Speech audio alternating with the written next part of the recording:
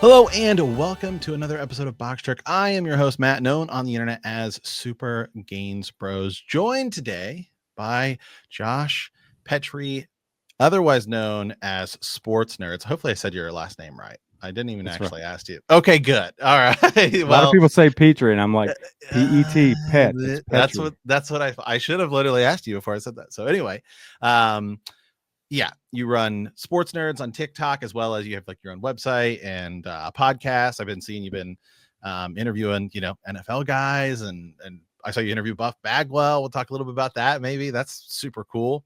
And yeah, man, I know we've been kind of commenting each other's videos and stuff like that on TikTok for probably a little over a year now and stuff like that. And yeah, always down to talk some retro gaming. And then you actually did a giveaway on your channel of a copy of College Football 26, which I won, by the way, have been playing.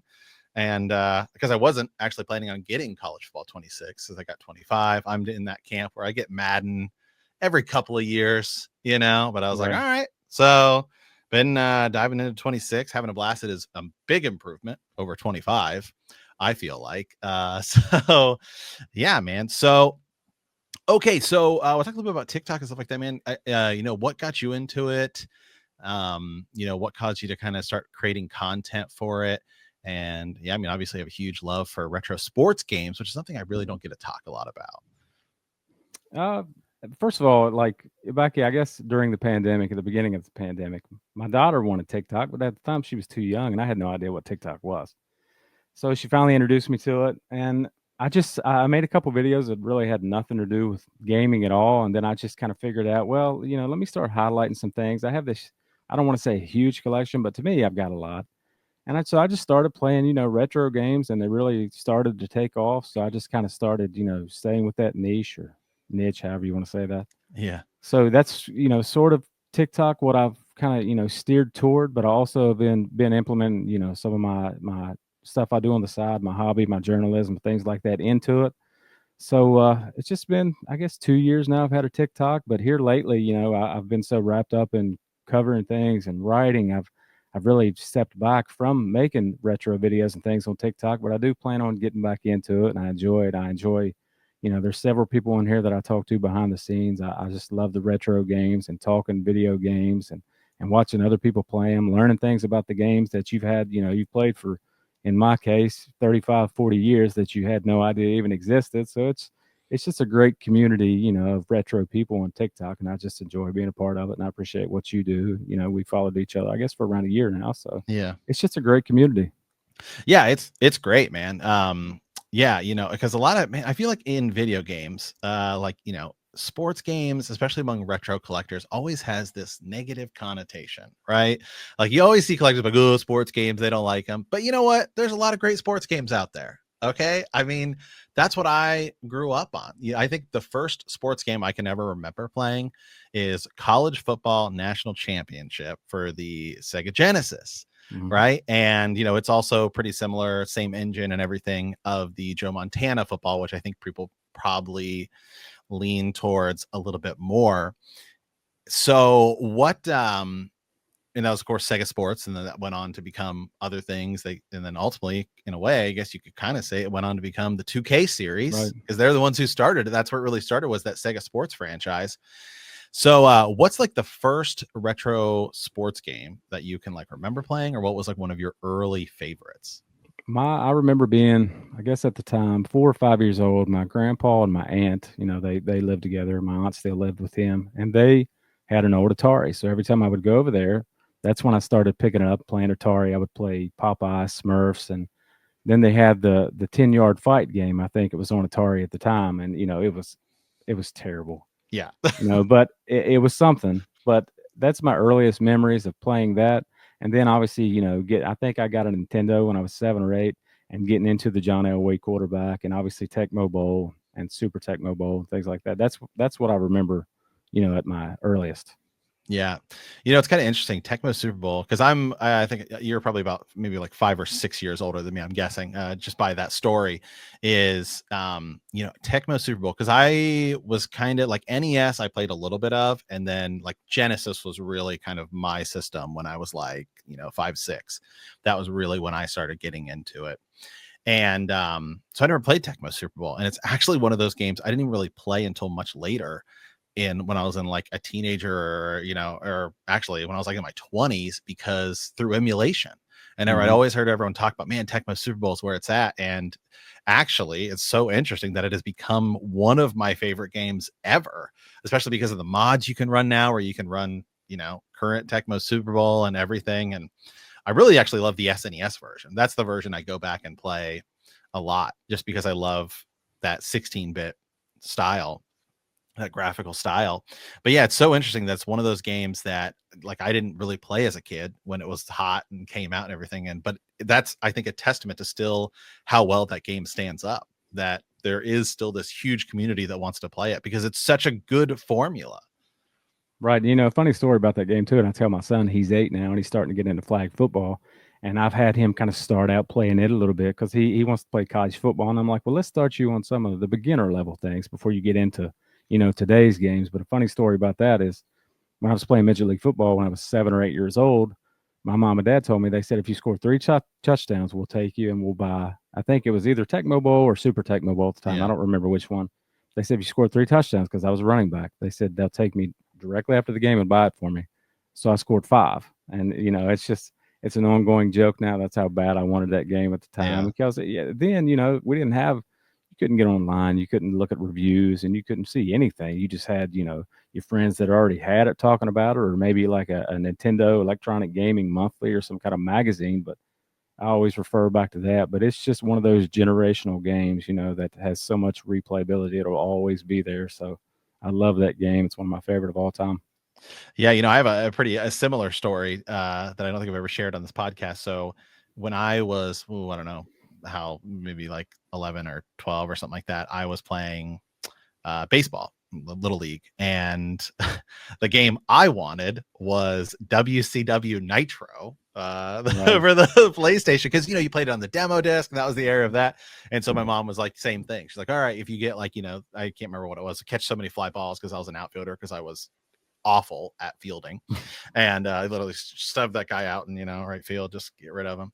And so yeah, and then I did, and I ultimately got WCW Nitro. And then at the time I loved it because it was a great, it was good for the like short little window that it existed before you got the infinitely better WCW games like Revenge, and even Mm-hmm. Mayhem was probably a better game than certainly the SmackDown games. But yeah, so definitely pretty interesting. Yeah, similar type of story. So okay. So then, yeah. So when did you get into collecting? And have you just like you've been collecting over time, or is there a point when you're really like starting to collect? Because I mean, I'm looking at your collection right behind you, and I see a lot of PS2. I see some NES, maybe is that Genesis back there, and some Atari even. So the only systems I never had growing up, and then honestly, I don't know why I never had them. I never had a Sega Saturn, like the Sega CD, and I never had a Super Nintendo. But as a kid, I had a bunch of games, and I still buy retro games and things that I may have had as a kid. Moving several times, don't know what happened to them, but it started, when I was younger, as far as the games go, and I guess $30 for a Nintendo game at the time. My mom and dad worked a good job, so it wasn't too hard to buy those games, but would always get 3 or 4 games for Christmas, and just started collecting as a kid. But like I said, now I'll go to some retro game stores and some games that I'm interested in, or maybe some ones that I've never even heard of that I just want to make a TikTok about or something. I'll buy them because you can find them for $1 or two and things like that. But I think maybe in my collection, I want to say I have, I guess PS2 is the one that I have the most games for, and probably NES that I have the most. I think PS2, a lot of people, I don't have a lot compared to a lot of people on TikTok at Yeah. all. But, Oh to yeah. me, I think I've got maybe 13 or 1400 games altogether between every system. So, but it's just something, you can pop in a video game, a retro game. Sometimes you might be having a bad day, and to take you back to those times of being a child and just let you escape for a little bit. And that's always what video games have been to me. And, I'm 43 now.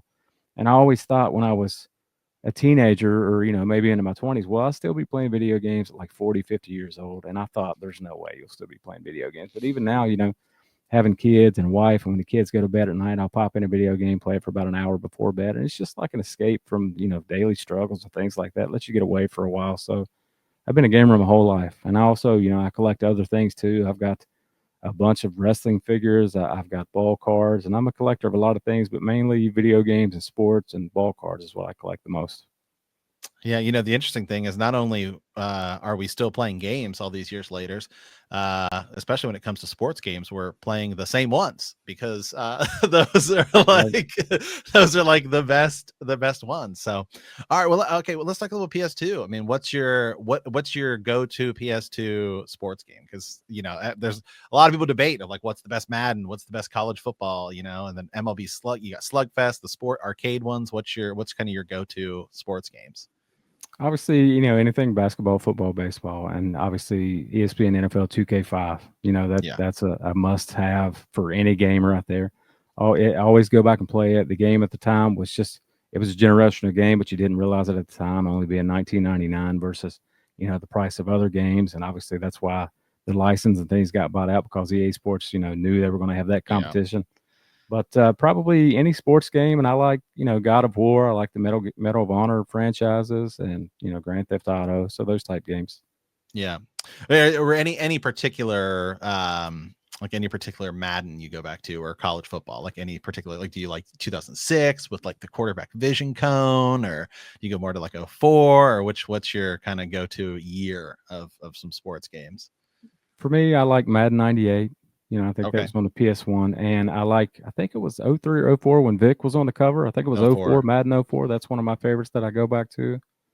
And it's just amazing that these games have some features even back then that some people don't realize. And like we talked about with ESPN NFL 2K5, I made a TikTok video of the first person helmet mode. And I remember thinking before that came out, and apparently I've learned that there was another game or two that may have already had that, maybe not to the, you know, the way that Right. 2K had it. But I just remember thinking, like, how crazy would it be to have a video game that you could see out of the helmet? Now, it wasn't a great mode, but it was kind of a groundbreaking mode to be able to do that. So I would say probably those games but 98, Madden, '04 are probably Yeah. some of my favorite. And I like obviously not last year's Madden 25, but the original Madden 25. I guess it would have been Madden 15 or something that they didn't name it that. 14, I think. Yeah. Something like that. That's a good one too, you Yeah, for know, like because PS4. even, you know, within the past 15 years, you only have 2 or 3 Madden games in there that aren't just a copy and paste. Yeah. You know, there's been so many issues with Madden, so many people unhappy with it, but people like to say that we're gonna stop buying the game. They're not gonna stop buying the They're not game gonna because stop. it's the only game in town. What College else are football you gonna do? 25 last year was the best-selling sports game in history. Well, you know what? Before that came out, I had some discussions with gamers and some people within that industry, and it was college football was projected to do only 30% of the sales of what Madden was going to do. And I was like, that is grossly Not gonna underrated. I happen. don't think Yeah. you understand you know, how massive this game is going to be.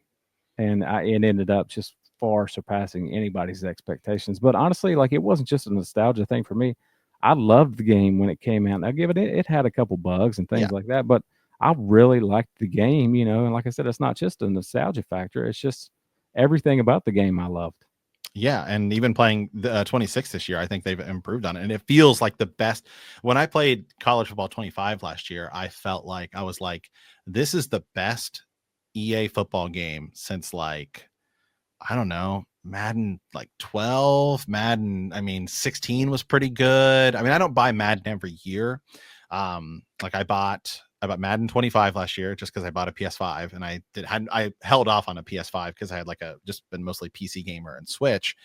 And so Madden 25, I was like, okay, but I didn't like it as much as I did Madden 20. And then I didn't like Madden 20 as much as I did Madden 16, which is like kind of the I buy about every couple of years. But playing college football 25 last year, I was like, oh my God, this is so much better. I think a large part of it too.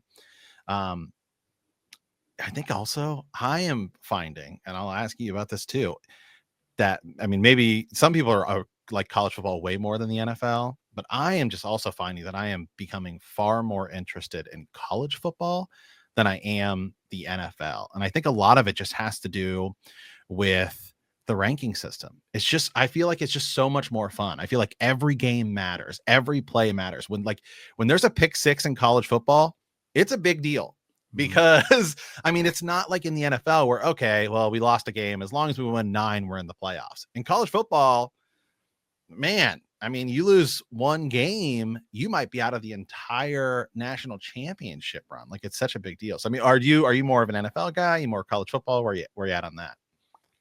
I would say it used to be strictly NFL. And then, for a while it jumped to college was more important and more intriguing to me. But obviously I love both. I haven't been Right. around sports my whole life. But I guess nowadays I would probably be, geared more toward the NFL side of it due to NIL and those players getting paid. Okay. Some of Yeah. them just the same as the NFL, and we've talked about that many times on different podcasts and things that I've been on as far as what needs to be done with that. But I think nowadays, probably I would say NFL, just due to NIL until I know it's capped now. And I think schools receiving 20.7 million or something to divvy out between players. But I still think something needs done with NIL and something needs done with transfers. Like we need to cap transfers. And we can dive into that just for funsies Right. here. I mean, I'm totally with you on that because man, it's so hard to even remember like who's on your team. Like I'm like, well, they have to prepare. Every year the coaches in college is like NFL anyways because you literally have to prepare every year with a different team. You have to game plan. Yeah. There's different schemes and things to put in because you have a different roster every single year. Yeah, I feel like a lot of guys are. I mean, I think that's one of the reasons Nick Saban left. Is because they're just like, man, it's too like it's almost better. It's easier in the NFL because you know what you've got. I mean, you have free agency, but it's not your entire team. I think, I mean, and I don't know what they're going to do ultimately. I feel like if you cap, like you can only transfer, like you have to, like when you transfer, you have to stay with that team for like 2 years or something. I feel like that's probably a fair trade-off, and maybe that's what they will ultimately go to. But I just don't think you should be able to transfer every year. Like that's just insane. Like that's just crazy. Because then you just get guys. Like I'm for it. Ultimately, I do think the transfer portal is good for level. Is in a way it kind of creates polarity or whatever the word is that they use in the NFL, right, for the rest of college football, because now you'll have guys like, I mean, Joe Burrow. I'm an Ohio State fan, obviously. Joe Burrow was a backup on our team, and then ultimately he goes to LSU and wins a national championship. Mm-hmm. And for a lot of these big schools, you've got that. And it's like, do you want to be a backup at Alabama, or do you want to go start for like Washington State? Right. Mm-hmm. I think that's good for those smaller teams. I also think it's really good for college basketball where it's like one and done. And I do think NIL is actually super big for college basketball because now you'll see a lot of guys be like, well, I'll just stay in college basketball rather than go play in like the G League. But for me, I guess we have to be content with it because that's the way it is. But to me, it creates an unfair advantage for, like for me right down the street, Coastal Carolina. And then you've got teams like Marshall who are never going to be able to compete at the SEC level. And there's never going to be any more really underdog teams that, make it all the way through the 12-team playoff due to, if you have really good players, well, they could just go to the SEC. They can get paid more money there and they can spend more time there. But I think it does create an unfair advantage for the smaller schools, that we won't see a school like, who was it back in like Boise State, beating Oklahoma and things like that. I don't think we'll see that anymore because I don't think they'll be able to compete. But I guess my thought on it is, do you think we'll see more? I guess I kind of think maybe like the really small schools, but maybe some of those medium schools might benefit more from it because now, I mean, like last year, Will Howard, he came from Kansas State, where it's like, okay, well, obviously he's pretty good. So, I mean, I think maybe we will see some more guys that are like the second string quarterback be like, well, I'll go start for, like a Washington State or, maybe some of those Power 5 schools that aren't top like a Cal or something like some of that aren't like perennial powerhouses. Do you think we'll see some more of that, or do you think it's just you're going to see more of the big schools holding on to players just for the money? I think there's different types of players. You have players, and honestly, it's sad to say, but you have players that go to a certain school. Not only they may not want to compete to a level that a smaller school quarterback coming to your school wants to compete, but I hate that it's all about the money. Mostly, as far as that level goes. And I just can't get on board with a guy playing for 4 different schools, I can't in 4 years. I'm totally against I'll that. never be out, a lot of people, they may not agree with me, but I will never be on board with that. I think you get one transfer. Totally within that. Right. I think you can have one transfer, maybe 2 in certain situations, but I just think it does more harm than good in the grand scheme of things. And now, don't get me wrong. If you can get it, get it. If you're quarterback that's coming to school and they were willing to pay you X amount of dollars, if you can get it, get it. But at the same time, before we cap this and figure it out, I've always thought, well, when are we going to get to a point where you see like a conflict of interest, like your Right. quarterback's making 2 million, and the Right. center, the offensive, the guard that's supposed to protect him, he's getting paid $2,000. Right. No, yeah, So how do you fix that? right. Oh, I'm totally with you. Yeah, with you on that, because I do think you're right. It can create conflicts of interest, and it can, I think, ultimately be bad for the sport. But yeah, it's just I definitely agree with you. I think maybe one transfer, but now they're expanding it to junior college guys, and Right. your eligibility now is like 6-8 years. I mean, it's just like it's crazy, it's insane. And then at some point you kind of get away from like the tradition of it. Like, you kind of get away from the tradition of college football. And I'm all for the guys getting paid. I think ultimately that they should get paid, and whether they want to figure it out or however they're going to do it. And I One think, thing, yeah, one go ahead. thing I'm waiting on to happen is I'm waiting on the day, and I would expect, I would hope it wouldn't happen at that level, but I'm waiting on the day to you have a quarterback, or it might not even be a quarterback, could be a receiver, running back, something that comes to a certain school, makes let's say $3 or $4 million on the higher end of NIL money. And let's say that, they're really good, they have a great season, whether they win a national championship or not, they're projected to be a top 5 draft pick. I'm waiting to see the day that they're like, nah, I've got enough. I'm not interested in playing at the next level. And they just retire.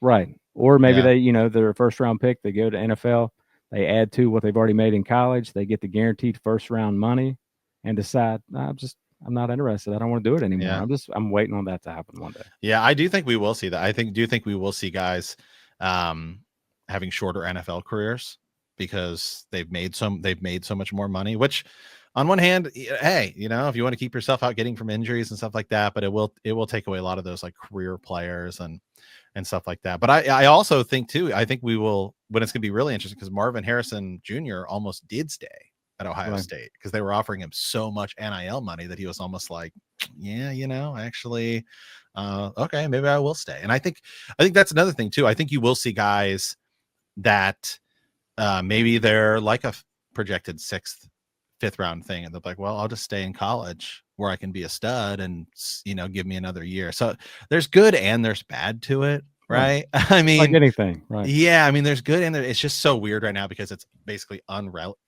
regulated, and we haven't been in it long enough. So And it's just weird giving a kid, and I say that term loosely because they are 18, 19, 20 right. year olds, but it's weird giving somebody that's never had that kind of money. Some of them has, most of them haven't, Yeah. and expecting them to live that college life and not get in trouble.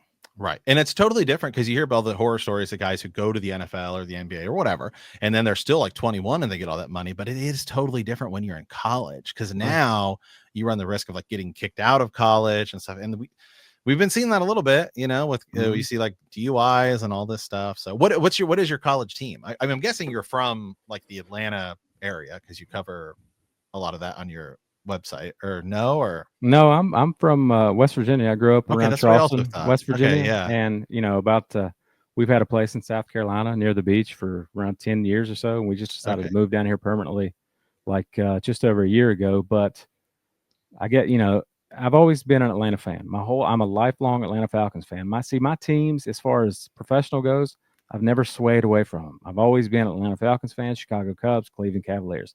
There's never Okay. been anyone else, ever.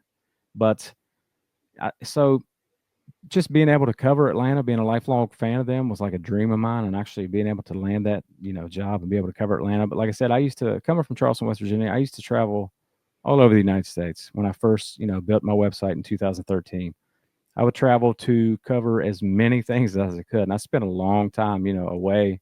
And then I had kids, I wanted to slow down a little bit. I wanted to stay kind of local and just try to stick to, covering W every home game and things like that. But now living in South Carolina, I try to stay, somewhat local of Atlanta and back and Coastal Carolina and back. And if I have some opportunities to travel to a game and cover, like the Houston Texans or something again, I'll do that. But I try to stay local now. But Yeah. just always been an Atlanta Falcons fan, so that's where that comes into play. Okay. So is that your like number one? Like if you're like the Falcons are like your number one team in general too, like of all of your fandoms, you would say they're your number one.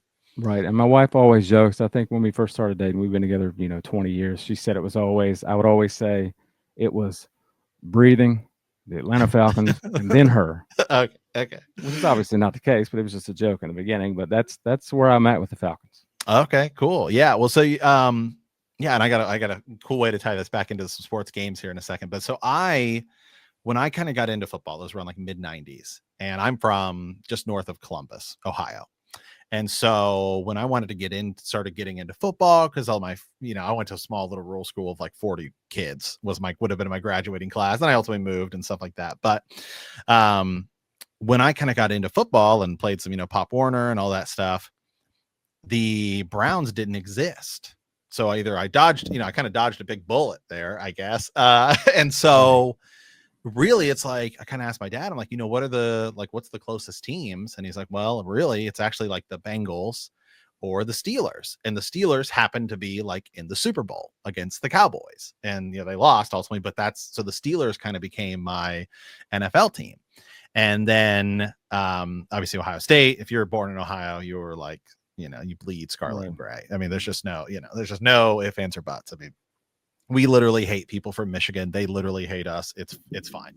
And then I ultimately ended up moving out here to where I live now, which is Portland, Oregon. And so I never was really into the NBA. And so I still kind of not, but I guess I kind of follow LeBron just because he's from Akron, which is like, down the street really, from north of Columbus. So it's not too far down the street. But obviously with the Cavs and the Lakers and stuff like that. But I mean, I follow the Trailblazers. They're not particularly that great, so we just kind of follow them. We're apparently supposed to get an MLB team, which would be fine. But I've been hearing that for a while too. Yeah, they've like secured all the land and everything, and they're like really pushing forward. So I don't know if a team's going to move here or if they're going to expand. I've heard the MLB talk a little bit about it. So, but they've like totally secured everything, the land, the finances. I mean, we're totally prepared to get a MLB team. And apparently also the NBA is trying to shove the Blazers out.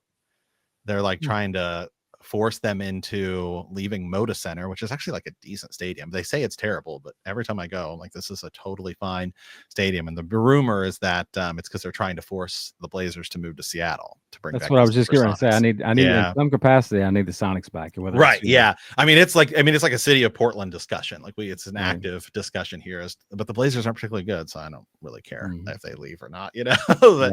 But Rip City, man. I mean, it's a pretty big deal here. So, well, cool. Okay, so all right, so you're a lifelong Falcons fan. So when I kind of got into football and stuff was around that time, and I remember, and this is a long forgotten franchise, the NFL game breaker, the game, like the college game, it was game breaker, the one that had Terrell Davis on the cover, right, game day and stuff like all that. Man, what was that 98 Super Bowl like for you? Because I remember everyone was Broncos crazy, and I was like, I didn't really know a lot about the Atlanta Falcons until that game, but I remember hardcore playing that game, and I was always playing as the Broncos because they had John Elway and Terrell Davis, and those new uniforms at the time seemed super cool.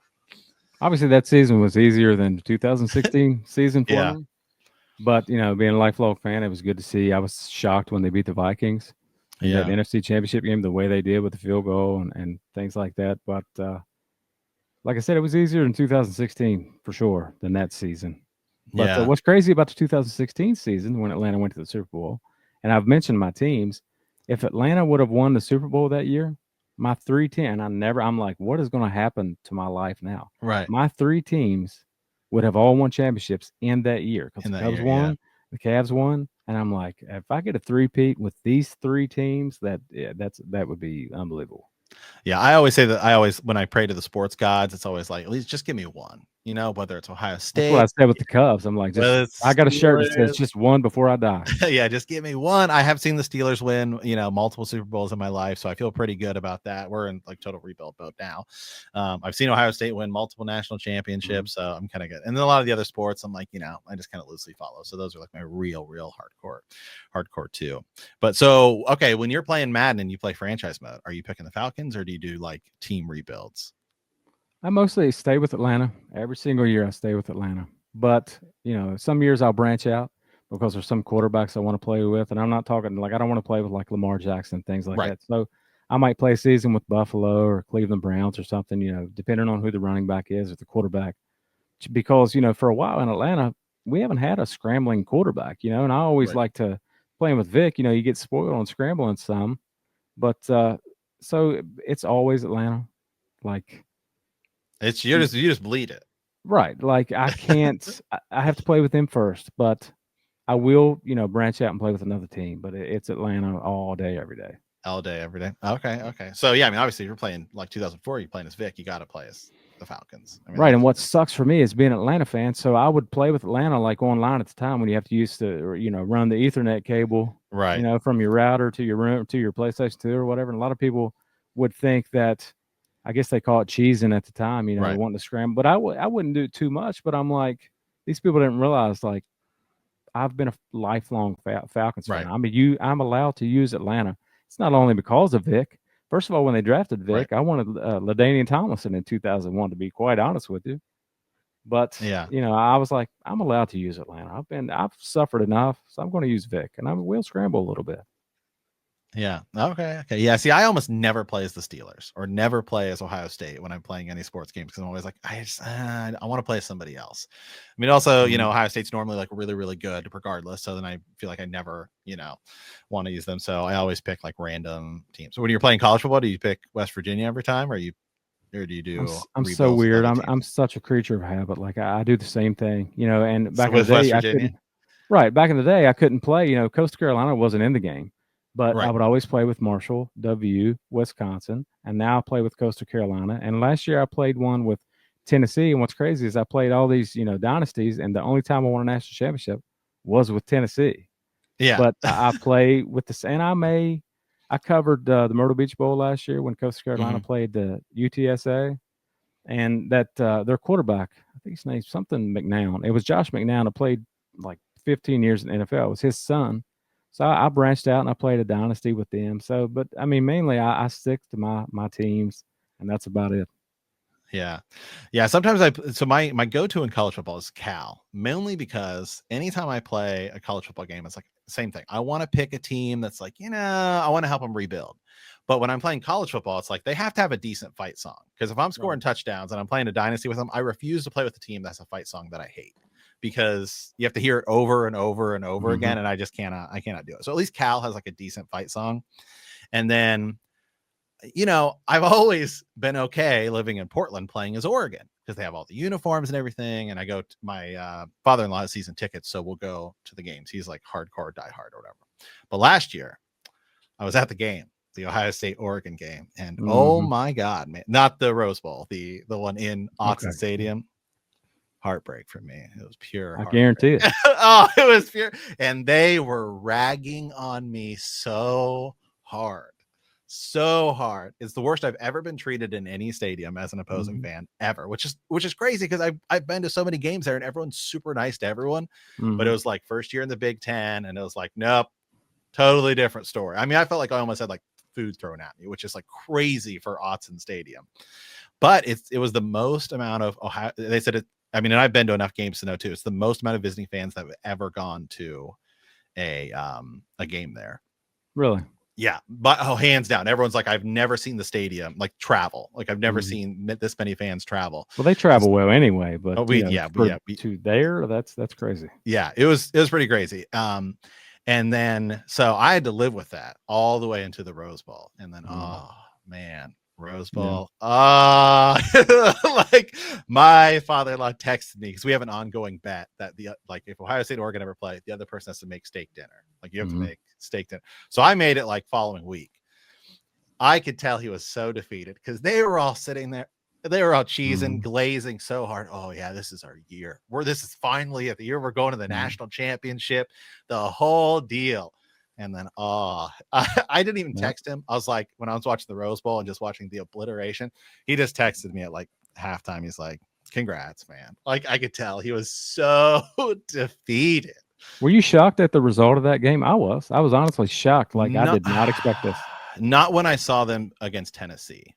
After I saw this, because I don't actually last year, crazy story, I did not really watch that many Ohio State games because I'm totally superstitious. And actually I have found I have really enjoyed Sirius XM is like become my new way to consume sports because it's the cheapest way to actually get all of the sports content. You can listen to pretty much every game.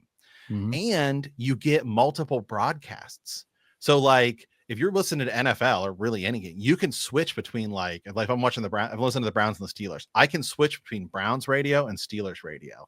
And it's so fun to see like a big play and then switch back and forth and just hear the tone in the announcers' voices. Because on one hand, like they're like, this is it, here we go, this is how we do it. And then you switch and like the other team's just like totally defeated. Like, here we go again. And it's such a fun way to consume it.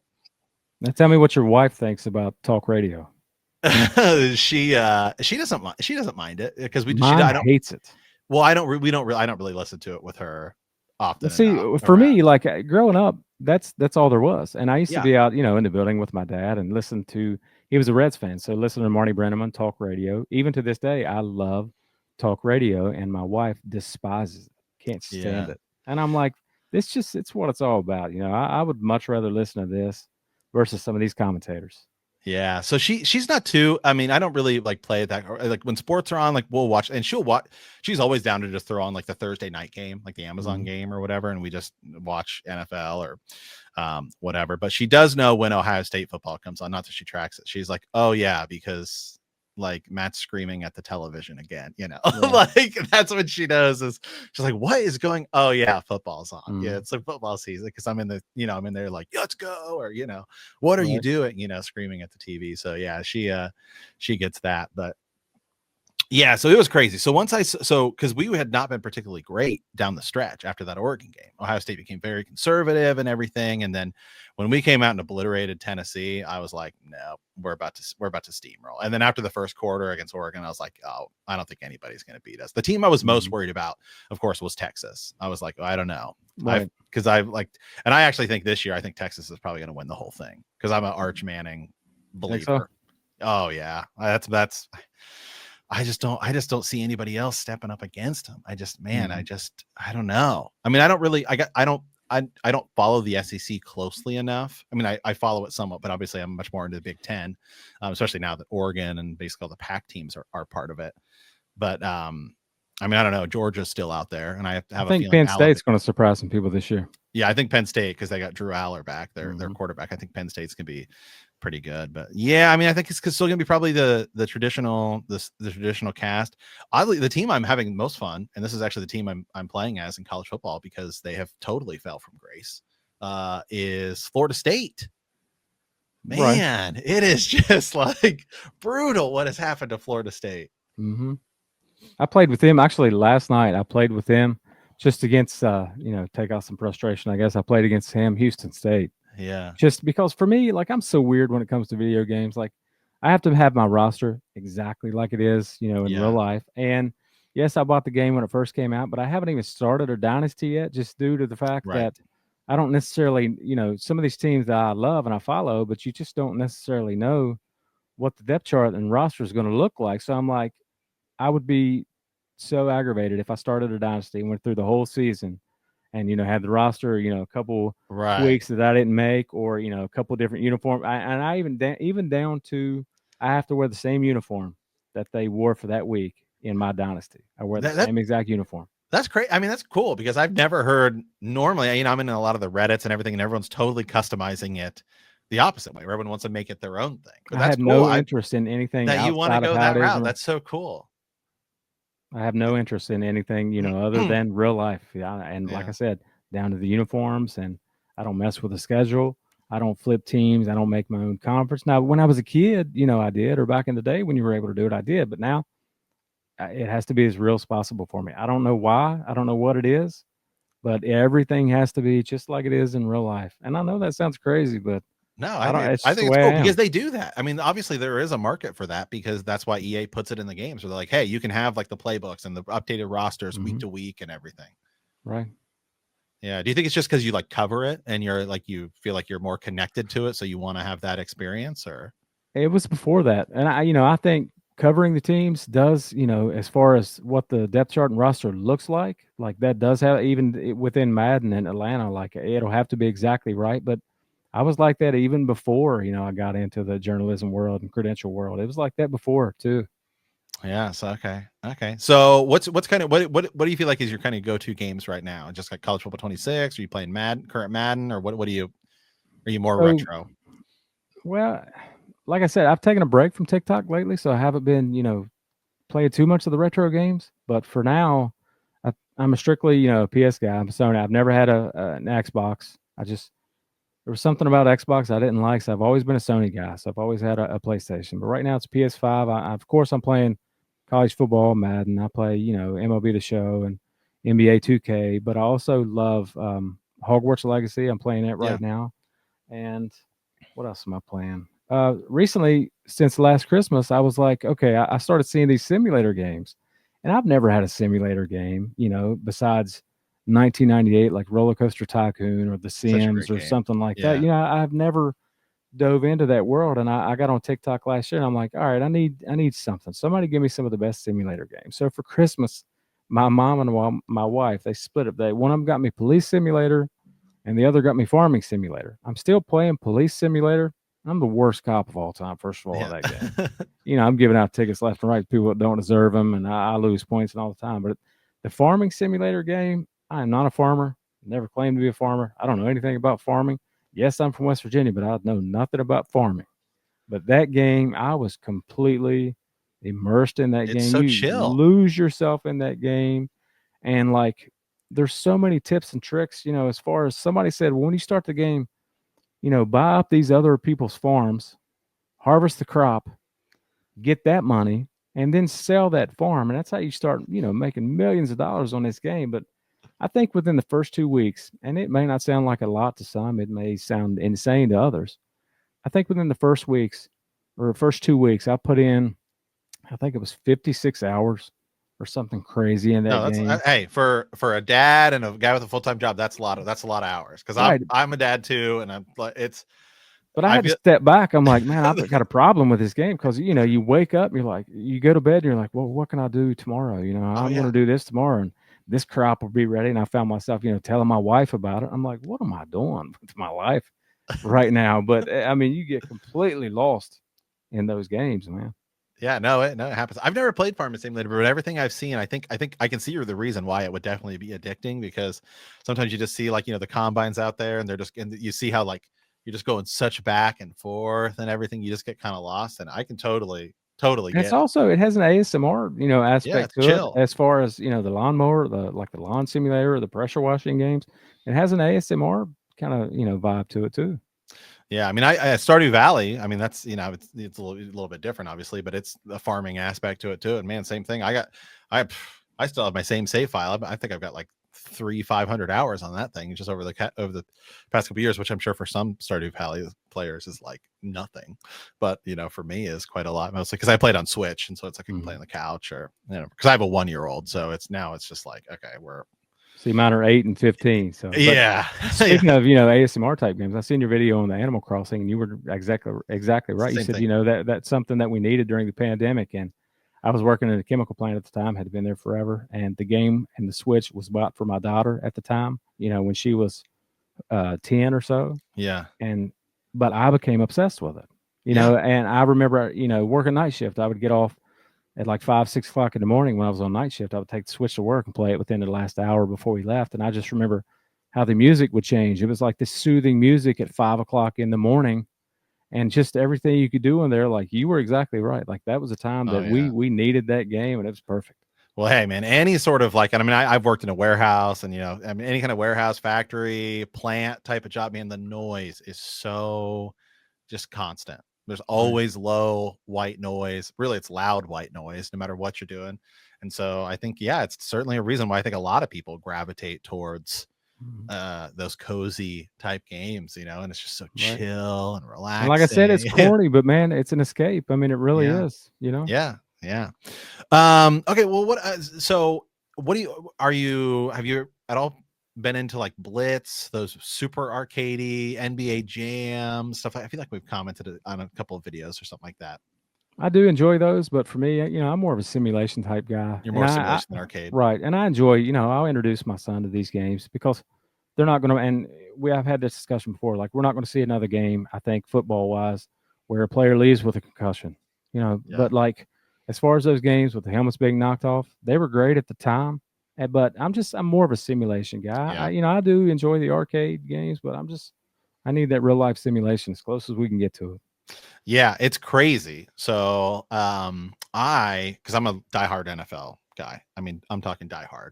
The stats I have packed in my brain about like, players' careers Right. that have like, Where they went to college. Okay. yo, exactly. It's like, man, that crazy season Braylon Edwards had for the Browns where he had 15 touchdowns. Like, why is that embedded in my mind? Some random season. So I actually created, maybe I'll even pull it up here and I'll share it with you. So I created a scoring algorithm for because I play Madden and I want to keep track of all my stats, of all my franchises over the years. And so I was like, but how do my guys actually stack up against like NFL guys? So I created this enormous spreadsheet with almost like a fantasy style scoring system along with like some legacy points and everything. And then I went even more crazy and I started trying to rate like every quarterback ever to like pull up the something. I will pull this up here really quick. This like spreadsheet that I've created because I will that's say that is hardcore. it is, yeah, because man, I just get so hardcore into it and and it's because I'm a Madden, diehard here. So I'll pull it up here. So it's like it's totally crazy. It's all color coded, and it's really sort of like a way to just describe like what I would consider to be like legacy value, right? So obviously there's some things you could really get into it. Like Joe Montana probably should be higher than Favre and Roethlisberger, but hey, those guys have more passing yards and more touchdowns and stuff like that. And ultimately, I created this so that way I could compare like some of my Madden quarterbacks I've had, in franchises over the years to create like a scoring system and everything. Then I started getting into like running backs and everything. And then I have one for college and like one for Retro Bowl that like handheld. It's like it's a problem. It's hardcore. But that's the simulation aspect of it, where it's like, well, I want like as accurate of data as I can possibly get into. Were you glad to see, as far as all that goes? Were you glad to see a trophy room finally added to college football? Like, was that important to you last year? No, it wasn't. And actually, in NCAA 14, which really is what kind of got me, because man, I got after Madden 20, I got so tired and I was like, I need something different. I never really had played any of the college football games and since like college football on the Genesis. I've always just been more of an NFL guy. And then I feel like when they went to 17 games, I just felt like it just didn't matter as much anymore, and then stuff like that. And so I think for me, that's one of the reasons I'm finding much more fun in college football, because I feel like it's just the ranking system. I think I just like it so much more because you see like all these teams that you get to play out all the crazy scenarios in your head. But like, okay, well, hold on a second. If Georgia wins the SEC, then they might leapfrog, or whatever. And so I just like that I get to follow that and play it out. And so I got more into college football. I went back and I was like, I need to find something. So I bought college football NCAA 14 on PS3, which is like over $100 to play that game, because I knew they were coming back out with college football 25, and I got addicted to that game bad. And part of it, I think, is also just because there's so many more teams. Same thing. I think and when I play Madden, it's like, all right, well, if I won 9 games, you're going to playoffs. So if I lose a game, it doesn't matter. That, especially because that was back into the BCS. So like, if you're not 1 or 2, like you're kicked out. Right. But it had the trophy system, and I felt like it was annoying actually, because at some point you just build your team up to be so good that you're winning trophies, and then it's like you have too many trophies, and I got it. So I did not care at all about the trophy system, and so I know some people were like, we want the trophy room, but the only trophy room I ever felt was cool was NFL 2K5s. It's part of your crib. Right. Yeah, obviously. Everybody would agree with you on that one. Yeah, the crib was so cool. Yeah, I think that was like one of the best additions ever, because it totally tied the game. And I cannot believe actually that we've never seen that feature again. So I've spoken here recently to Matt Brown, who has broken all kinds of college football news when all this first started. I watched that, yeah.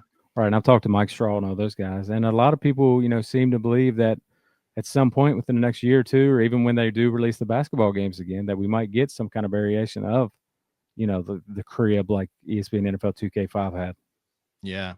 It's kind of crazy. It's like everyone looks at EA and they think, oh man, EA monopolized sports, which I mean, they did monopolize Madden, but it actually kind of goes even further than that, right? Because they didn't just like when they monopolized Madden, it was actually a huge ripple effect, and it's actually created more monopolies, right? Because they monopolized football and became, the best at football because they were also the only one around.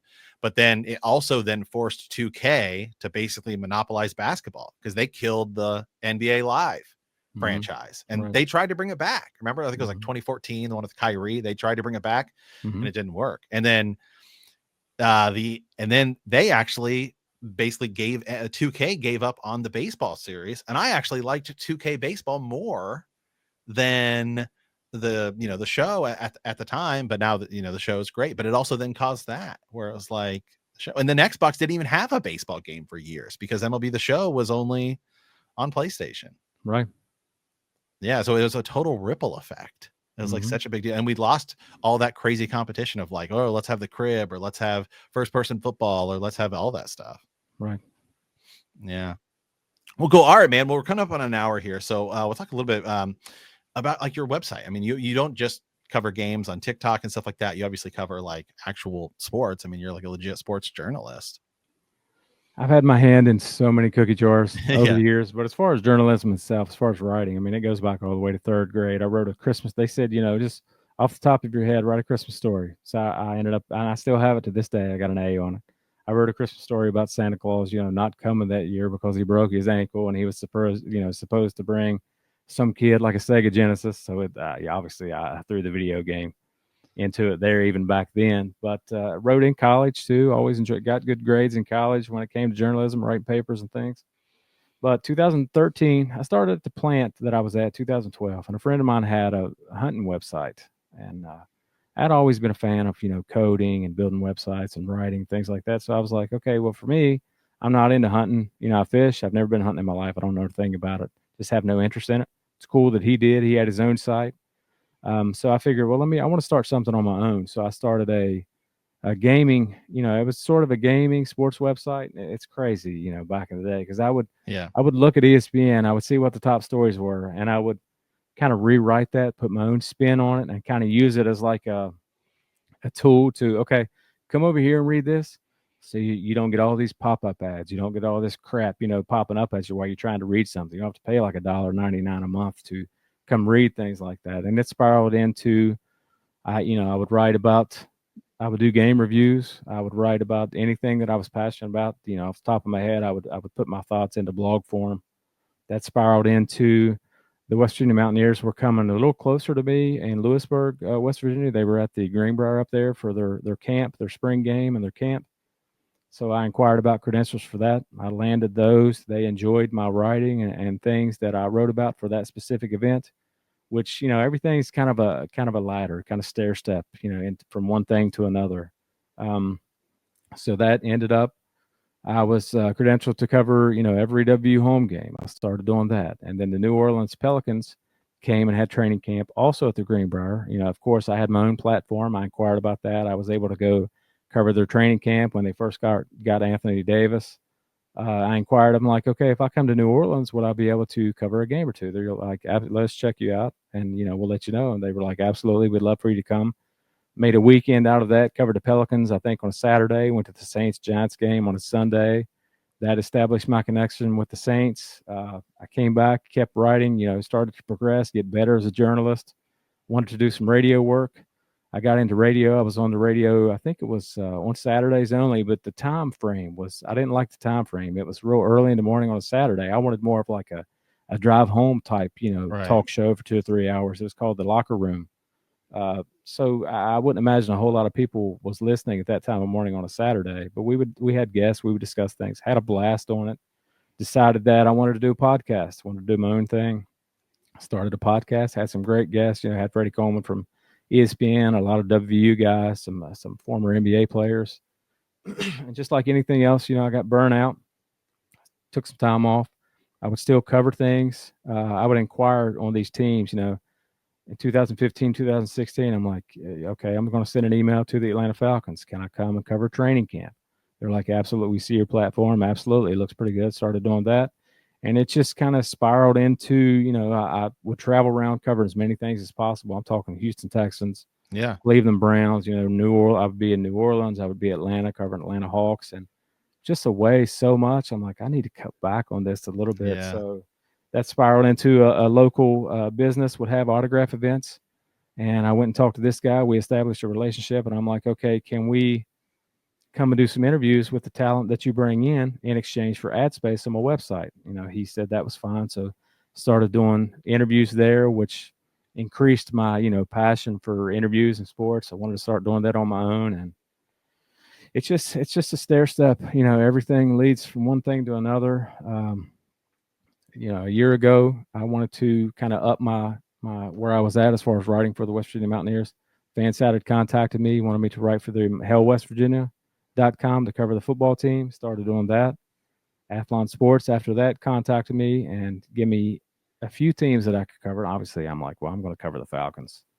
So it's just one thing led to another, and it's just progressively, trying to get better, trying to build in every aspect of journalism and what I'm doing. And I love the podcast that I had back in the day. So that's why I recently started the new podcast. And I've had some great guests so far. So like I said, it's brand new, trying to build that. And you don't really realize how tough YouTube is like a new, I don't want to say I'm a new at YouTube. It's like brutal. Yeah. Right. I mean, it really is. And, some of the experts are like, your first 100 videos won't get any views. And they're absolutely right. Like, I don't have a ton of views at all, but like I've interviewed some amazing people. So I know. I'm shocked your interview with Jonathan Abram doesn't have. See, what's awesome about like that is that's a guy who's like cusp Hall of Fame. I mean, he which may you get should in. be there already. He may, yeah. And I commented on it. I don't know, but that's the argument for another day. But I mean, that should have way more views, because I looked at it today. I was like, how does this only have like 54? I was like, that's ridiculous. It's just, I guess it's going to take a while, but like I said, I'm going to keep at it. I don't do it, for anything other than my love for it. But at least, with the Falcons, I could take those interviews, turn them into an article, put them in front of a new audience, which in turn you would think would bring over to YouTube.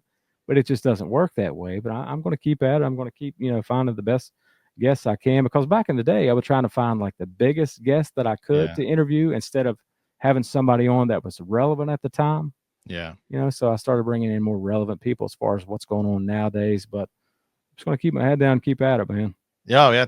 Oh, dude, it's a total grind. I mean, it's brutal. I mean, I do it every day, and I'm even part of this. I work with Google. I'm part of this like shorts creator program they have, and I'm in there with the guys with like millions of followers and stuff like that. Now the shorts do good. I'll cut my interviews. I'll cut the interview up into 2 or 3 shorts, and they do really well. But still, I'm not where I want to be with it. But I hope that I'll just continue to build on it. It's a process. It's a grind. But yeah, I mean, you definitely keep interviewing, guys, the Hall of Fame or NFL guys and stuff like that'll take off for sure. But a lot of it too is you just it's all about controversy. Because like I said, I'm part of the Fansided network here, even though I'm part of the Minute Media Entertainment division or whatever. But I started a sports podcast last year just kind of because I've always been a sports guy. I mean, love it. I mean, obviously I'm super nerdy when it comes to the NFL stats and whatnot. And so I just started one last year to soft launch it. And then I was kind of like, maybe I'll cover like every week, and it's just too much. And really, I just want to talk more college football, NFL. I don't really want to talk NBA. And maybe a big story pops up or something, but I just kind of want to start it and see. And really, I said some controversial things last year about Ohio State. And I was like, hey, I think if Ohio State wins this whole deal, they're going to have to go down as one of the best teams ever, because they will have ran through like 6 top 5 teams. I mean, and we will see that more as whatever happens. And then it got like almost 1 million views on Instagram, because that's crazy. Because I've realized everyone just piles in, and then like it's like if you say something about politics, it's a 2-sided equation. Right. If you say something about like most anything, it's a 2-sided equation. But when you say stuff about sports, like, it's totally different, because now you've got like, if you say something about the NFL, it's 32 teams. Then you get like, you say something about the Vikings might win the whole deal this year. Packers fans will be like, I don't know about that. I think we're better. And Bears fans will come in and then be like, well, the Bears suck, and then they all just pile on each other, and that's what turns into views and content. But maybe it'll be harder for me to succeed in the YouTube platform, because it just takes time. Right. And it even goes back to my writing. Like I don't rely on clickbait titles, and I'm not worried about any of that. And no, your interviews are I watched them. They're genuine. They're good. Well, and I let the person talk. I don't interrupt, because that's what I would want to see and want to watch. And as far as journalism, I'm all about quality over quantity. I don't want to put out a bunch of garbage, but I try to be genuine, and like I said, we'll get there, hopefully. Oh yeah. Oh, it's yeah, it's just a grind.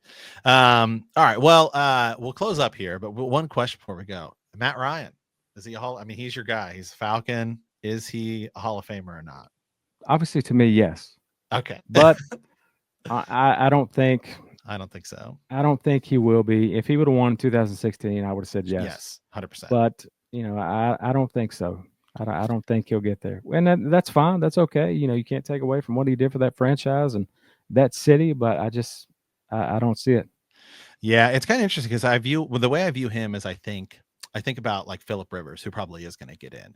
And when you really sit down and think about it, it's like, who do you think really had like the better career? And like fortunately have their stats right here so I can look at it. But I mean, it's just like, because they're both like post, 60, almost 60,000 passing yards and stuff like that. But really the biggest difference is it comes down to like Phillip Rivers went to like 8 Pro Bowls. But Matt Ryan only went to 4 Pro Bowls, but also has an MVP and a Super Bowl appearance.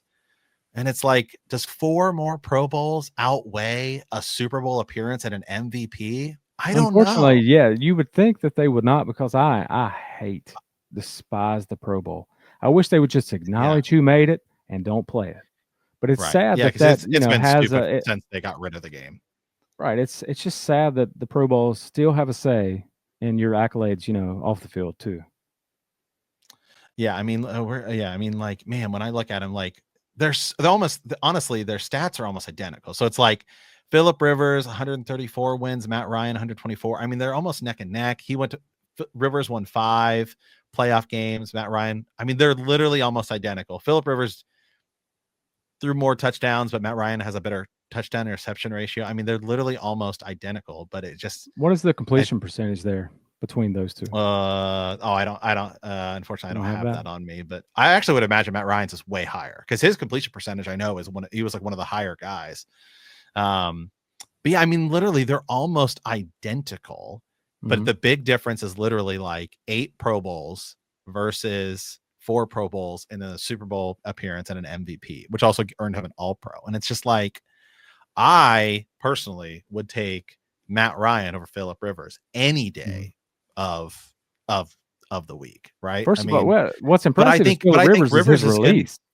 I think he's going to get in over Matt Ryan. And I think that they're like, you're right. I think they're valuing his 8 Pro Bowls, especially because I think when you look at their 2 divisions, the NFC South under Matt Ryan was infinitely tougher than the AFC West under Phillip Rivers. Of course, at the end, like, Alex Smith and, Peyton was there, but that was really, he had already been a quarterback for like almost 10 years in that division before those guys showed up. Whereas like Matt Ryan had to go through like Drew Brees and like Cam, and the Panthers always had some years. The Bucks for most of his career were pretty trash, and until Brady. I don't know if they crossed over because he went to Indy and maybe, but I mean, really, it's like Matt Ryan had a way tougher path in his division than Phillip Rivers did for the majority of their careers.